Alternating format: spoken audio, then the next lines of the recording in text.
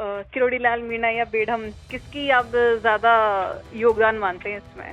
जो जातियों में भिड़ाते हैं, जैसे आपने कहा गुर्जर समाज, मीणा समाज, यहाँ कोई गुर्जर मीणा समाज नहीं है। खेत तो खेत ही है ना, उसके ऊपर जातियों का ठप्पा थोड़ी लगता है। बिल्कुल। भावनाओं में बह करके और गदुलों में छुप करके शाम के टाइम में बैठ करके किसी के बारे में भी कुछ भी टिप्पणी करना, कलेक्टर के अधीन एक कमेटी बनेगी या बन चुकी होगी, जिसके अंदर में पानी कैसे कैसे बांटा जाएगा, क्या क्या स्ट्रक्चर रहेगा उसका, कि कभी भी नदी गांव पे नहीं बसती, गांव नदियों पे बसते हैं। बिल्कुल बिल्कुल। जब वो नदी पे बसे हुए लोग हैं और उनको 20 साल से पानी नहीं मिल रहा, उसमें से एक गांव मेरा भी है, घोड़ा मच्छी मेरे बेटे को दिखाने के लिए नहीं। 11 साल के बच्चे का हिप जॉइंट फ्लोराइड से फ्यूज हो चुका है, वो जिंदगी में नहीं चल सकता। हाँ, नमस्ते जी। सर, छोटी सी बात करनी है आपसे पांचनामान को लेकर के। आज पानी छोड़ा गया है तो कैसा लग रहा है फिर आपको? अच्छा लग रहा है, nice, it's positive thing. Kirori Lal Meena या बेढम, किसकी आप ज्यादा योगदान मानते हैं इसमें? या फिर गुर्जर समाज की, कि उसने इतनी सहनशीलता दिखाई, काफी टाइम तक रुकी रही कि हाँ अब हमें न्याय मिलेगा, क्या कुछ कहते हैं? ऐसा है कि ये कलेक्टिव एफर्ट होता है।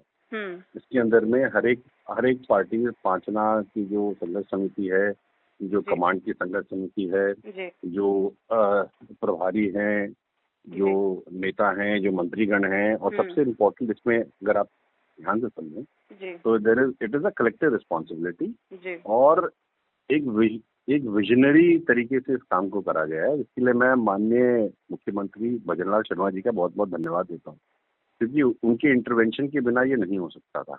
अगर आप ध्यान करें तो उन्होंने एक रिव्यू मीटिंग भी रखी थी इसके ऊपर। जी बिल्कुल। सबको बुलाया था, बात करी थी कि how we need to take it forward. और ये मेरे को देखो, इसमें क्या है कि ना तो इसमें पॉलिटिक्स है, ना इसके अंदर में जो लोग, आई डोंट नो व्हाई, जो जातियों में भिड़ाते हैं, जैसे आपने कहा गुर्जर समाज, मीणा समाज, यहाँ कोई गुर्जर मीणा समाज नहीं है। बेसिकली खेतों के ऊपर पानी की बात थी, और एक पक्ष जो पाचना संघर्ष समिति का था, उसके अंदर में भी मीणा समाज के लोग थे, बैरवा समाज के थे, जाट भी थे।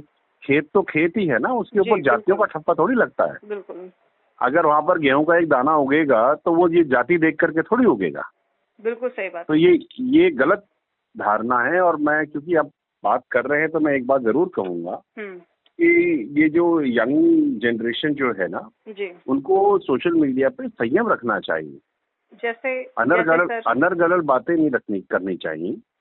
क्या है कि 2 मिनट के लिए और $4 के लिए आप अपनी जिंदगी भी खराब करोगे और सामाजिक सौहार्द भी बिगाड़ लोगे। बिल्कुल। और होना जाना किसी का कुछ नहीं है। सर, आप जिन युवाओं का नाम ले रहे हैं, इसमें से किसी का नाम लेना मैं किसी का नाम नहीं ले रहा, मैंने ये देखा है, and I am making a blanket statement, and not only for this but for everybody, कि भावनाओं में बह करके और गदुलों में छुप करके शाम के टाइम में बैठ करके किसी के बारे में भी कुछ भी टिप्पणी करना, बिना चीजों को समझे और ऐसी चीजें लिखना जिससे कि सेंटिमेंट्स हर्ट होते हैं, ये कोई एक सभ्य व्यक्ति का परिचायक नहीं।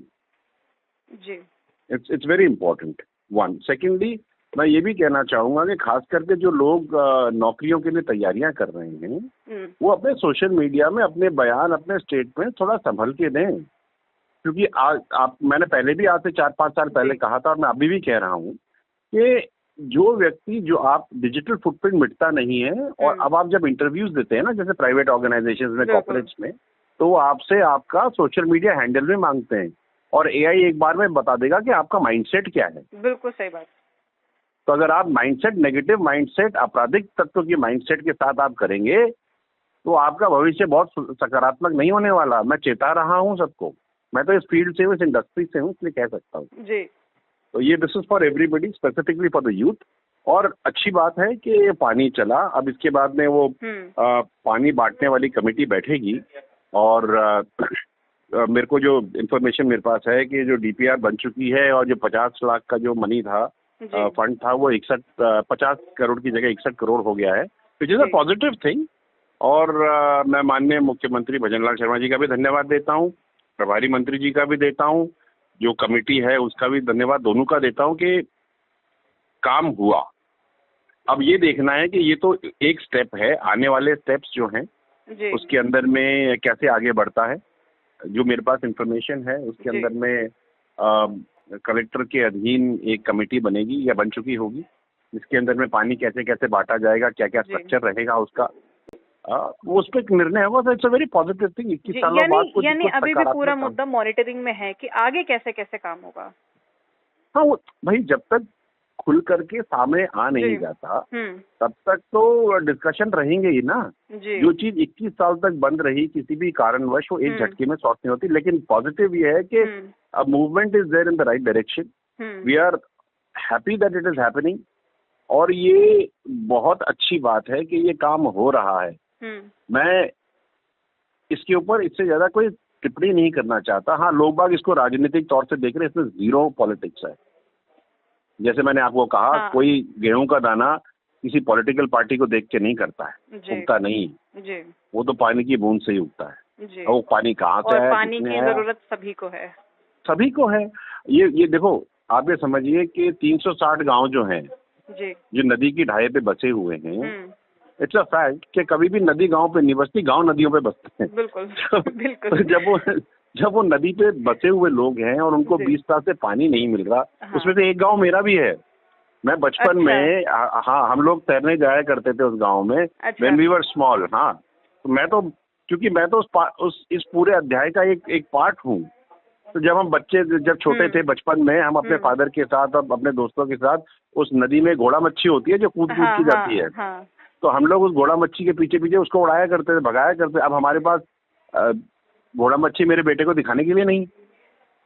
आप ये समझिए ना, पूरा केवल पानी का मैटर नहीं है, ये एनवायरमेंट और इकोलॉजिकल डिस्ट्रक्शन भी तो हुआ है। बिल्कुल, ठीक है। अब जब पानी का लेवल नहीं रहा तो फ्लोराइड बढ़ गया, नाइट्रेट्स बढ़ गई, घुटनों में दर्द शुरू हो गए, ऑस्टियोपोरोसिस, स्केलेटल पोरोसिस हो गया, ठीक है, डेंटल पोरोसिस हो गया। सबसे बड़ी चीज ये बैसला जी कि इन मुद्दों पर मुझे देखने में आ रहा है कि कोई ध्यान भी नहीं देता है कि सिर्फ पानी ही एक मुद्दा नहीं है, बल्कि ये भी बहुत बड़ी चीज है कि लोग बीमार पड़ रहे इतने गंभीर हालातों में। एब्सोल्यूट। मैं उस क्षेत्र में, मैं आपको बताऊं, अगर कभी समय मिलेगा आपको, हम बैठेंगे। मैं पहले भी डाल चुका हूँ, ट्विटर पे भी डाल चुका हूँ, 3-4 साल से मैं बात रख रहा हूँ। ये 11 साल के बच्चे का हिप जॉइंट फ्लोराइड से फ्यूज हो चुका है, वो जिंदगी में नहीं चल सकता। आप समझिए, सिचुएशन इज वेरी सीरियस। बिल्कुल सर। हमने आज से करीब 5-6 साल पहले सबसे पहली पंचायत करी थी सूखी नदी में। ठीक है, नदी के अंदर हमने पंचायत करी थी पानी को लेकर के। मैंने कहा था कि if the water does not come through, the whole structure will start moving into the direction of water. Obviously politics, राजनीति, सामाजिक क्रांतियां सब पानी के बलबूते पे होगी। जब गांव ही पानी पे बस रहा है तो आप पानी तो उसके अंदर से निकाल नहीं सकते ना। बिल्कुल, तो अच्छी बात है। I am happy that this has happened. It's a very positive thing.